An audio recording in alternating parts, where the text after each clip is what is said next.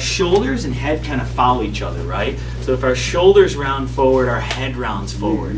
So we have to make sure not only do we get your shoulders back, but we've got to get the head back, okay?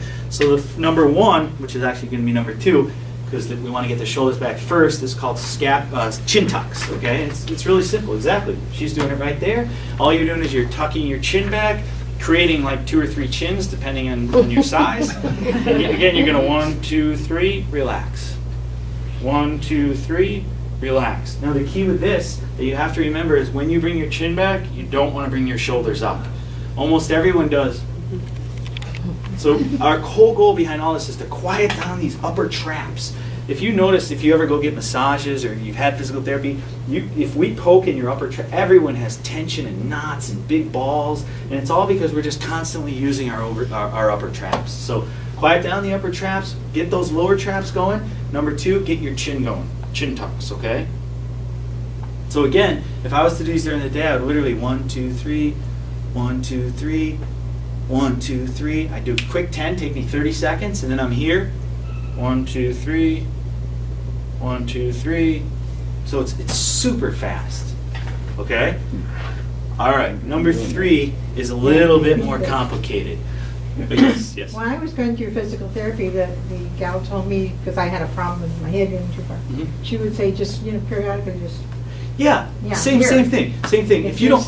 tend to put it back, and you feel it back here, you'll feel that stretch if you're doing it right. Exactly right. And what we touched on earlier is when you're in this position for long periods of time, that tissue shortens. So all of a sudden when you do this, it's literally going to stretch that tissue out, number 1. Number 2, it's going to open up those joints. And number 3, it's going to take those little holes where the nerve runs through, the foramina, and it's going to make that hole bigger. So just by getting that head back, it's doing 3 positive things for your health. Okay? That's perfect. So thirdly, a little more complicated is something called the transverse abdominis. Are we good on time? What do we have? Yeah, we're good. So the transverse abdominis is different than all the other abdominal muscles, and Kevin might be able to touch on this a little more as a trainer, but we have the rectus, we have the obliques, we have a bunch of abdominal muscles, but the transverse abdominis is unique because it attaches directly to the spine. We've worked with both you guys on that. Yep. Have we done the blood pressure cuff thing where you suck? You didn't do it? No. Okay, we'll show you that one at some point. But it's unique because it has a direct connection to the spine. So it has the most influence over the spine. And almost everybody with back pain, they've done these EMG studies where they hook electrodes to muscles to kind of determine how good a muscle is firing. And they show that people with low back pain always have decreased activity of the transverse abdominis and then another muscle, the multifidus, which we're not going to touch on today. But we are going to show you about the transverse abdominis. And the reason for that is because it correlates with the posture. So you're kind of here, got a shoulder blades back, head back, so we've got the upper part going, right? But what's going on at the lower back? Are we slumped forward? Are we arched too much? You see a lot of people, especially overweight people, their belly kind of hangs out, right? They sort of do this. It's just because they have no muscle activity going on at all. And if you do this, if you kind of hang back for me, right? So sort of hang back, right? Now just suck your belly button in. Draw your belly button in. You see how it pulls you forward? You guys all see that? Now slump forward for me and then suck your belly button in. You see how it pulls you up? So the third exercise, and we can get into much more detail about how to contract this, and the picture I have of this one is actually very different than I'm showing you right now, but the simplest way to do it when you're at your desk, when you're seated, is just sucking your belly button in. So you're trying to pull your navel in towards your spine. Does everyone kind of get that? You're not clenching your abdominals, that's rectus and obliques and things like that. You're sucking in. So you contract it very differently than you normally do with a sit-up or leg raises or crunches. Totally different muscle. You guys all get that? All right. Now there's another way to do it. Maybe I'll wait to show you the other way. It's really cool, and you can actually definitely feel yourself contracting it, and you do it while you're laying down on your back.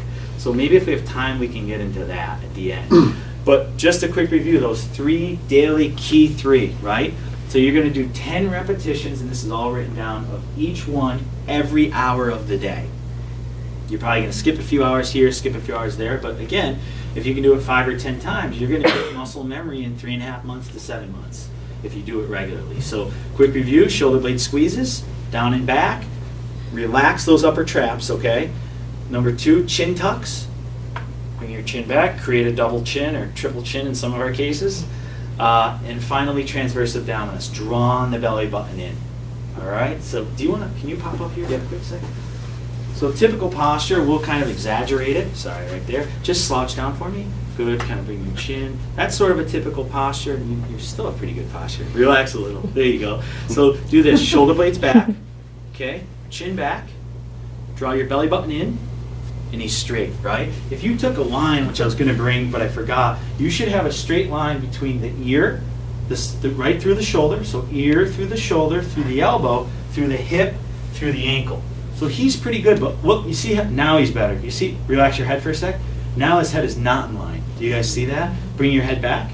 Good, now he's in line. So ear to shoulder, to hip, to ankle, to knee to ankle. So, yeah, and we were gonna bring a little line. You can actually hang a line and kind of see where you're at. And there's a picture of this one somewhere along the lines too. It's on this, how to monitor your computer health. I think it's on the last page, and it's kind of highlighted where those points are. So you can just take a little peek at that. So you've got those daily key 3. Does everybody understand all those? Okay, good, good. So we've got that. So that's just going to correct weakness, habit, fatigue. Okay, so we kind of got that under control. The next thing is mobility. Remember we talked about how the spine gets tight, the pecs get tight. So again, we can do those daily key 3, but if our pecs constantly pull us forward or our spine isn't nice and mobile, then it's not going to change a heck of a lot. So we've got to hit it kind of from all ends. So the next one is to improve mobility, and this is where the foam roller stuff comes in.